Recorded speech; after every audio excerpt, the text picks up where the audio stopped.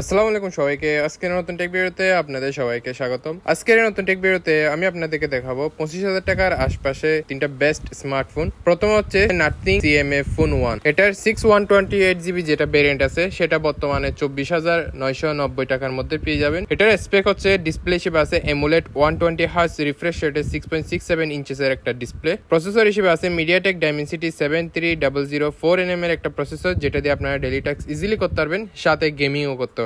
এরপরে সেকশন হচ্ছে ক্যামেরা। এই মোবাইলের মধ্যে মেইন ক্যামেরা হচ্ছে 50 মেগাপিক্সেল, 2 মেগাপিক্সেল ডেপথ, আর সেলফি হিসেবে আছে 16 মেগাপিক্সেল। এই মোবাইলের মধ্যে ব্যাটারি হিসেবে আছে 5000 mAh এর একটা ব্যাটারি, যেটা 33 ওয়াট চার্জিং সাপোর্ট করে। এই মোবাইলটা 3 কালারের মধ্যে পাবেন, একটা হচ্ছে ব্ল্যাক, একটা হচ্ছে অরেঞ্জ, আর একটা হচ্ছে লাইট গ্রিন।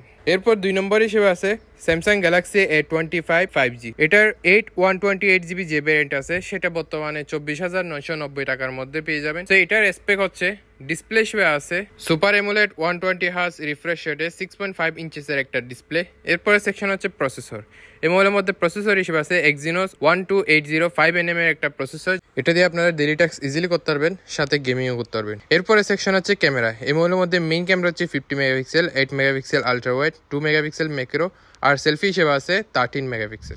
এরপরে সেকশন হচ্ছে ব্যাটারি। এই মোবাইলের মধ্যে 5000 mAh এর একটা ব্যাটারি আছে, যেটা 25 ওয়াট চার্জিং সাপোর্ট করে।